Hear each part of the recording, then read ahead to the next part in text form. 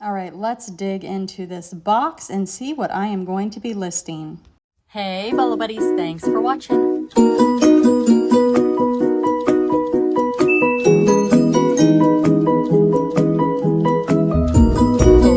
reseller. $600 for a My Little Pony. Amazing, right? All right, let's get started. Okay, you guys, so the last video I did like this was mostly Halloween stuff, and I have started to list those items the other night during a live show. I still do have probably half a tote left. I'm going to be going live and listing today, and I'm hoping to finish up some of the Halloween stuff and hopefully dig into some of these items as well. A lot of these items are Christmas items. You can see a lot of them are boxed, but wait until you see what else I'm gonna dig into, which it'll probably take several live listings. When you watch the end of this, you'll see what I mean. But these boxed items, I'm guessing most of them are gonna be bread and butter items, but these all came out of thrift store mystery boxes. So my cost of goods is minimal for these items. And they have all just been sitting in my garage probably for over a year. And I'm like, I need to get some of this stuff listed. And I sell Christmas, I sell Halloween, I sell it all year round. So I know a lot of people ask, should I pull my items during the year, off season? My answer would be no. But I also have a very big store that my limits can cover it. So if you have like the smallest store and you're trying to be careful about how many items are listed, then you may want to pull those items. Really, it just depends on your business model. My thing, what I would say is upgrade to the next size store and leave those items listed all year round, because a lot of people look for Christmas and Halloween and seasonal items on the off season because they think that they can get them for a better deal. And in some cases, they're probably right. So something to keep in mind. Same thing with swimsuits, you guys. A lot of people pull their swimsuits during the winter, but there's people that are going on vacation and they need a swimsuit. So those items do sell off season. So again, I recommend you leave this stuff up all year long. My little puppy dog is hanging out. She's not really a puppy anymore, but she's just a dog. She's getting old. That is some type of game. We'll look into that. I'm not sure if it'll be today or at another live listing. That's Longenberger, so definitely going to look that up. I like selling the Longenberger pottery.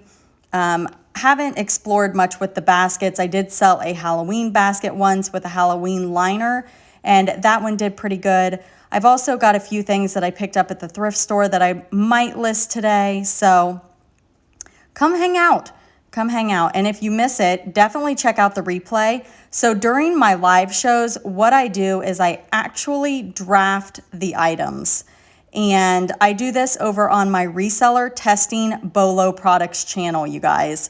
And I'll draft the items and I show you how I search comps and how I list. So it's educational as well as just me listing.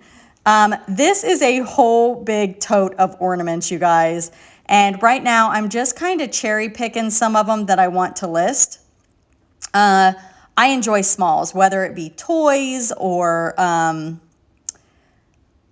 just anything small. Jewelry, stuff that doesn't take up a lot of space. Great, great, great stuff to list. Now, a lot of times it's long tail, it's bread and butter, but ornaments are fun. So I'm going to list some of these with you guys.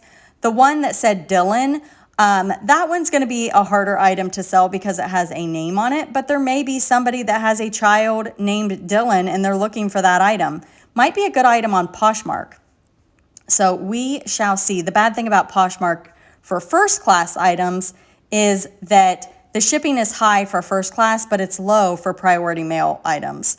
So it's kind of one of those things. But the good thing about it is on Poshmark, people can bundle their items with that one flat rate fee. So that's really great too. So if I list a bunch of ornaments, they may buy like 5 to 10, and put them in their bundle, which would be like the same as putting it in your cart on eBay. I have sold those little marshmallow ornaments before. They tend to do pretty well. And you guys, there's just tons of ornaments in here. I'm not gonna grab them all, but I did make I've got 3 bags full, and I'm not showing everything, but we will start with, maybe we'll dig into one of the bags today. Maybe I'll just do the big stuff. Not really sure, but this will be coming soon on my reseller testing Bolo products working hangout channel. So definitely go over there and subscribe. I will link it down in the description of the video. So let me know in the comments, you guys, do you sell ornaments? Do you like selling them? Do you think they're a waste of time? How do you do with them? Just let me know your feedback in the comments. All right, so there's some Coca-Cola ones in here. There were some branded ones as well. So I'm pretty excited about what I was finding. Again, these have been sitting in my garage probably for a year and a half, 2 years, something like that. I believe all of these came out of mystery boxes, but don't quote me on that. Could have been some garage sale also, but I do think these were Christmas mystery boxes from the thrift store. So some really, really cool pieces. And I will tell you that some ornaments may surprise you, you guys. Sometimes you can get between, I mean, I had an ornament that it was a Hallmark ornament in a box the other day. I sold it for 25 bucks, one ornament, which plus shipping. But these little characters, I mean, people look for those for their collections. Most of these in this tote are vintage. So people lose them or break them and they want to complete their collection. Those are wood. So I might sell those as a lot. So it should be super fun to kind of explore these, and I hope you guys will come and join me. And again, the big stuff, the box stuff, we'll see. I'm expecting it to be bread and butter items, but you never know. The one live listing I did with all of the Santas, you guys, I have sold so many of those Santas. Like, I'm shocked over it myself. So learning from myself, LOL. Did I say LOL? I did. Sometimes when I voice message, I say LOL, you know, like if I'm sending a voice text or on Messenger. So I don't know, I must have thought I was doing that. Oh my goodness. All right, let's see what else we have here. Lots of little glass ornaments, so I will have to be careful with those. And they're just shoved in this tote, so I'm surprised that some of these have actually made it. But I guess they've just been sitting in the tote, right?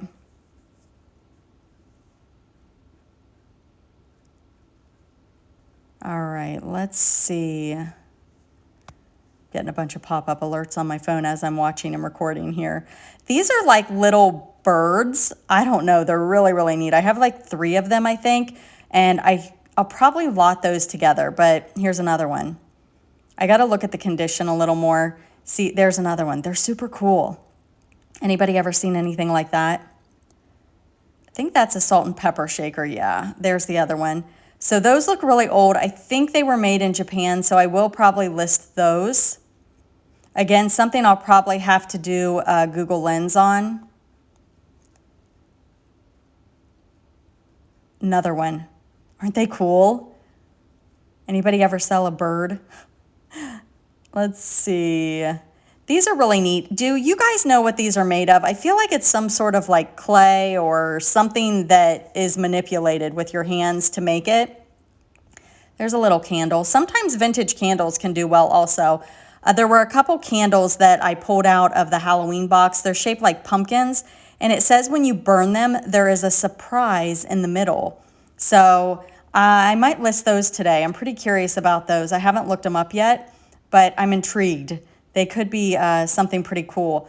I know I watched it on somebody's channel where they actually did one, where they burned it and then showed what was inside.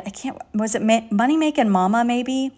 It might have been Money Making Mama. Definitely check her out if you haven't. She does a lot of, she goes to this place called Dirt Cheap, and it's like retail arbitrage, and she picks up these items and she sells them in bulk, and it is amazing. And when I say bulk, I mean like 10 items at once or 15 or 5, but she lots them in small lots and wholesales them out on eBay. It's really quite cool. So check out Money Making Mama on YouTube. And she sells other stuff also, but that's kind of her little thing that she does that makes her stand out and unique. All right, let's see. Okay, so we got this bag, and this bag, you guys. And then the tote that I showed you right here. So this is what we're going to be working on. Be sure to check out the description of the video. Like, comment, share, and subscribe. Thanks for watching.